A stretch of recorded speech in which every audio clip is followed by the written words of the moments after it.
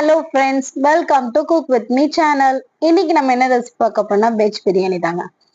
Mutton biryani, chicken biryani எல்லா பிரியாணியும் சாப்பிட்டு போர் அடிச்சவங்களுக்கு எங்க அம்மா ஸ்டைல்ல செஞ்சு சாப்பிட்டு பார்த்தீங்கன்னா கண்டிப்பா எல்லாத்துக்கும் பிடிக்கும். வாங்க வீடியோக்குள்ள போய் எப்படி செய்யறதுன்னு பார்க்கலாம். இதுக்கு தேவையான பொருட்கள்: தக்காளி 4, புதினா 1 கை அளவுக்கு, மல்லி கொஞ்சோண்டு, இஞ்சி, பூண்டு, தேங்காய், lemon 1, 4 beans, carrot 2, meal maker கொஞ்சோண்டு, 3 பெரிய வெங்காயம், பச்சை பட்டாணி, பச்சை மிளகாய், ஜீரக சம்பா அரிசி 3/4 கிலோ எடுத்திருக்கேங்க. இப்ப நம்ம செய்ய போறது 4ல இருந்து 5 பேர் சாப்பிட்ற அளவுக்கு செய்யறோங்க. வாங்க எப்படி செய்யறதுன்னு பார்க்கலாம். ஒரு குக்கர் வச்சுட்டு குக்கர் நல்லா காஞ்சதுக்கு அப்புறம் 3 குழிக்கரண்டி எண்ணெய், 3 குழிக்கரண்டி தேங்காய் எண்ணெய், 2 டேபிள் ஸ்பூன் கீ ஆட் பண்ணிக்கங்க. எண்ணெய் காஞ்ச உடனே பட்டை 5, கிராம்பு 2, ஏலக்காய் 5 போட்டுட்டேன். பிரியாணி இலை 3 போட்டுக்குங்க. போட்டு நல்லா கிண்டி விடுங்க. நல்லா பொரிஞ்சதுக்கு அப்புறம் 3 பெரிய வெங்காயத்தை இதுல போட்டுருங்க. போட்டு நல்லா கிண்டி விடுங்க. நல்ல வெங்காயம் வதங்கிடுச்சு. இப்போ சோம்பு, இஞ்சி பூண்டு பேஸ்ட் போட்டு நல்லா வதக்கணும்.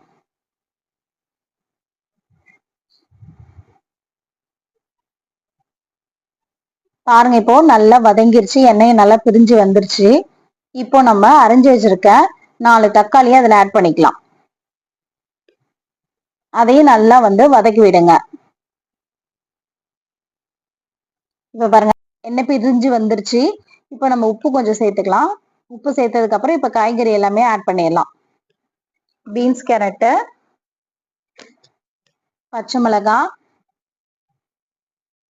பச்சை பட்டாணி, நான் காஞ்ச பட்டாணியை தான் ஊற வச்சு இதில் போட்டிருக்கேன். மீல் மேக்கர் எல்லாத்தையும் போட்டு நல்லா கிண்டி விடுங்க. கிண்டி விட்டு ஒரு 5 நிமிஷம் அப்படியே சிம்லே வச்சிருங்க. இப்போ புதினா ஒரு கைப்பிடி போட்டுறேன். அதையும் நல்லா வதக்கி விடுங்க. இப்போ biryani masala 2 table spoon, Kashmiri chilli powder 2 teaspoon போட்டு அதையும் நல்லா கிண்டி விடுங்க.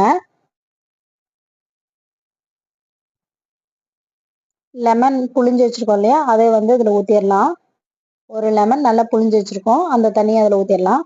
அதே கப்ல கேர்டு எடுத்திருக்கேன், அதையும் அதுல ஊத்தி நல்லா வதக்கி விடலாம், கிண்டி விடுங்க. இப்போ இந்த படியில தான் நான் 1.25 படி அரிசி எடுத்திருக்கேன், ஜீரக சம்பா அரிசி.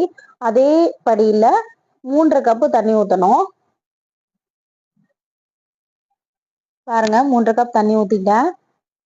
நல்லா அதை கிண்டி விடுங்க. வெஜ் பிரியாணினாலே எங்க அம்மா தேங்காய் பால்ல தான் செய்வாங்க.